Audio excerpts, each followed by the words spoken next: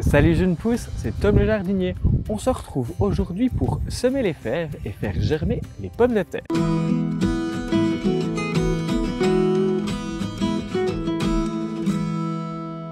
On est mi-mars, gentiment, il est temps de faire quelques premiers semis au potager. On va pouvoir semer les fèves et les petits pois et mettre à germer les pommes de terre. La première chose à faire, c'est de mettre tremper nos fèves une nuit avant dans un bocal d'eau avec de l'eau à température ambiante. L'objectif, c'est de ramollir la couche protectrice, la peau protectrice de nos fèves et de pouvoir avoir un meilleur taux de germination.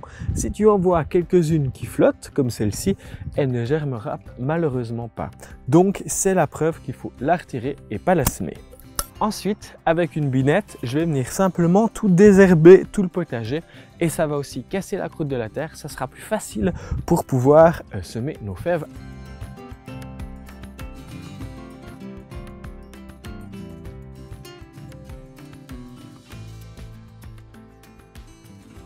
Voilà, maintenant que j'ai désherbé tout de même assez grossièrement, je vais pouvoir tracer 3 sillons dans cette plate-bande qui fait 1 mètre de largeur pour pouvoir semer nos graines.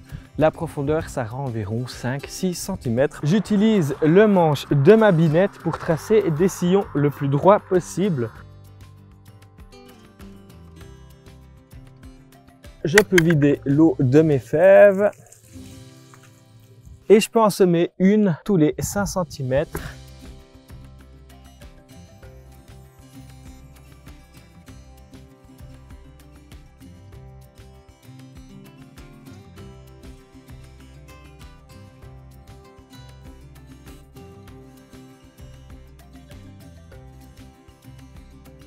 J'ai rebouché mes fèves avec quelques centimètres de terre. Il suffira de bien arroser régulièrement pour pouvoir avoir de bonnes fèves. N'hésitez pas non plus à les tutorer, vous aurez un résultat vraiment différent et vraiment gagnant que si elles ne sont pas tutorées. Pour les pommes de terre, je pense que ça va être l'exception cette année dans mon jardin.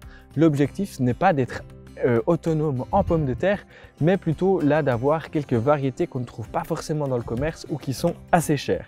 Là, j'ai choisi cette fois des rates, appelées aussi virgules. C'est des toutes petites pommes de terre qui sont très bonnes avec une raclette ou simplement passer à la poêle avec un peu de beurre, un peu de gros sel et moi j'adore y mettre quelques brins de romarin. Là, l'objectif c'est de les mettre germer. Donc là on le voit, quand j'ai acheté mes semenceaux, je les ai trouvés dans le commerce, dans une jardinerie et pas des pommes de terre de commerce parce que elles ne sont pas certifiées sans virose et peuvent être aussi traitées avec un anti-germinatif. Donc c'est tout ce qu'on ne veut pas pour notre jardin. Là, l'objectif, c'est de les disposer dans mon plateau avec les yeux le plus possible orientés vers le haut. Ici, je vais les mettre soit sous serre, soit sur un rebord de fenêtre. L'objectif, c'est qu'ils ne gèlent pas, mais qu'il y ait une température entre 15 et 17 degrés la journée. Ça peut descendre un tout petit peu la nuit, mais pas en dessous de 0, évidemment, pour pas qu'elles gèlent ces pommes de terre. J'ai plus les chiffres en tête par cœur, mais il faut savoir que pour être autonome en pommes de terre, pour une famille de 4 à 5 personnes, ça représente tout de même une surface assez considérable au potager. Je vous mettrai les chiffres en incrustation pour que vous vous rendez compte. Là, mon objectif, c'est vraiment être dans la diversité et avoir des saveurs qui sont assez chères au marché ou dans le commerce. Je vais faire pareil pour les bleus de Saint-Gall qui sont aussi une variété suisse, une variété un petit peu rare, donc j'apprécie cette pomme de terre. La chair de la pomme de terre bleue de Saint-Gall est assez violacée, c'est assez intéressant pour en faire par exemple, moi je l'apprécie dans des potées. Je vais les mettre dans un endroit où c'est qui fait environ 15 à 17 degrés, assez lumineux pour développer leurs germes. Régulièrement, une fois tous les jours, une fois tous les 2 jours, je vais venir juste sprayer de l'eau pour créer un petit peu une zone aussi humide et je les planterai d'ici 1 mois, 3 semaines, 1 mois dans mon potager. Mais ça sera l'objet d'une prochaine vidéo. Voilà, tu sais tout maintenant sur les fèves et les pommes de terre. On se retrouve tout bientôt pour une prochaine vidéo. D'ici là, évidemment, bon jardinage. Ciao jeunes pousses!